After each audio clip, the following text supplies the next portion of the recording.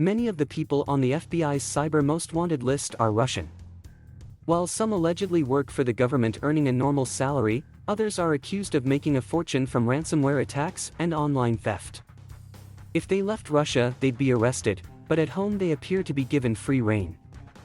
We're wasting our time, I thought, as I watched a cat licking the carcass of a discarded takeaway chicken. Surely there would no longer be any trace of an alleged multi-millionaire cyber-criminal on this dilapidated estate in a rundown town 700 kilometers east of Moscow. But I pressed on with an interpreter and cameraman, shooing the mangy cat away from the entrance to the block of flats. When we knocked at one of the doors, a young man answered, and a curious elderly woman peered around the corner at us from the kitchen.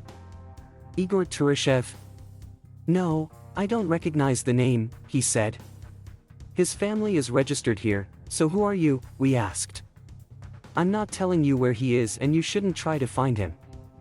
"You shouldn't have come here," the young man said angrily. I didn't sleep well that night, thinking of the conflicting advice I'd been given by people in the security sector. Some said trying to track down wanted cyber criminals on their home soil was risky. "They'll have armed guards," I was told. "You'll end up in a ditch somewhere," another warned. Others said it would be fine, "they're just computer geeks." All said we wouldn't get anywhere near them. In a press conference 2 years ago, the FBI named 9 members of the Russian hacking group, Evil Corp, accusing Igor Turashev and the gang's alleged leader, Maxim Yakubets, of stealing or extorting more than $100 million in hacks affecting 40 different countries. The victims range from small businesses to multinationals like Garmin, as well as charities and a school. They're just the ones we know about. The US Department of Justice says the men are cyber-enabled bank robbers staging ransomware attacks, or hacking into accounts to steal money. The announcement made Maxim Yakubets, then only 32, a poster boy for the playboy Russian hacker.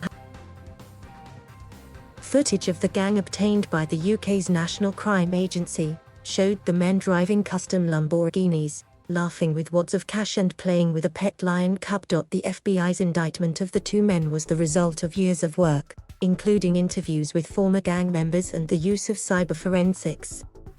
Some information dated back as far as 2010, when Russian police were still prepared to collaborate with their US colleagues. Those days are long gone now.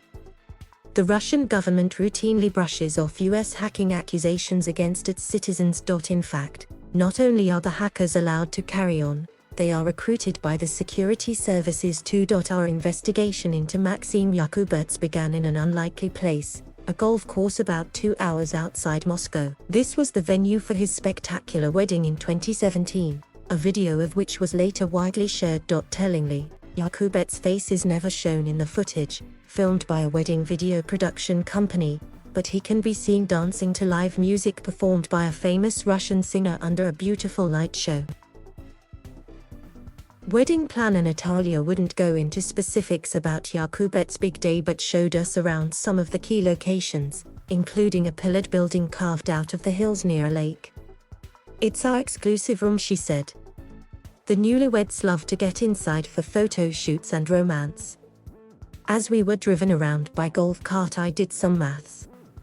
With what we were being told, this grand wedding would have cost considerably more than the estimates I'd heard previously of around $250,000.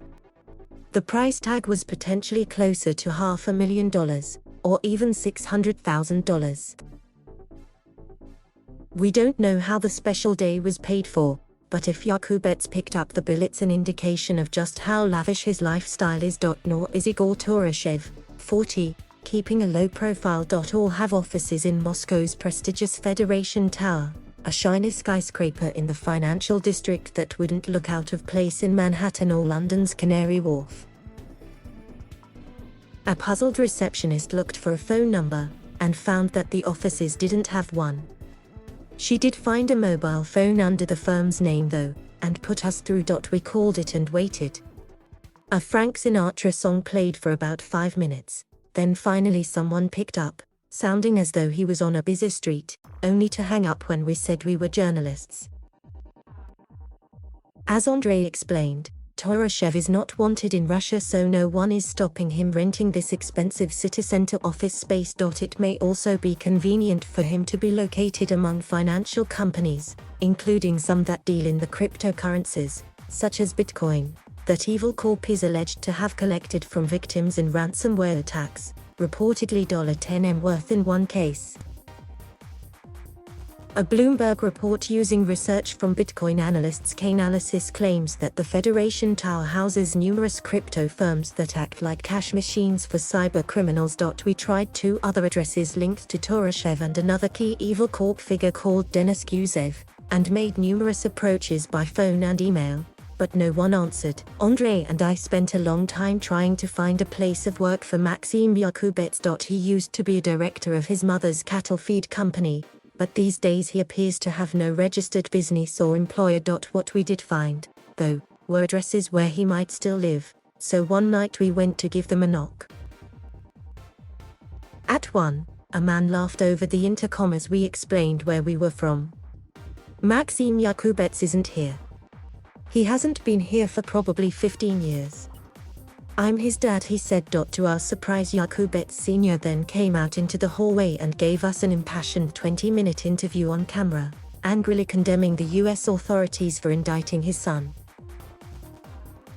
The $5 million US reward for information leading to his son's arrest, the highest ever bounty for a named cybercriminal, had led the family to live in fear of attack, Mr. Yakubets said, demanding that we publish his words. The Americans created a problem for my family, for many people who know us, for our relatives. What was the purpose? American justice has turned into Soviet justice. He was not questioned, he was not interrogated, there were no procedures that would prove his guilt. He denied that his son was a cyber criminal.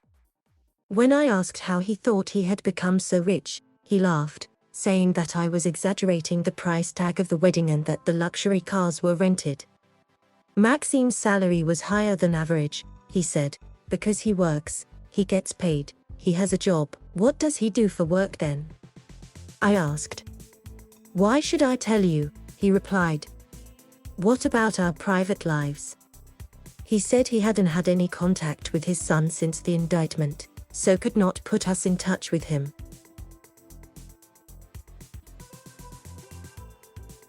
Thank you for watching. Please subscribe.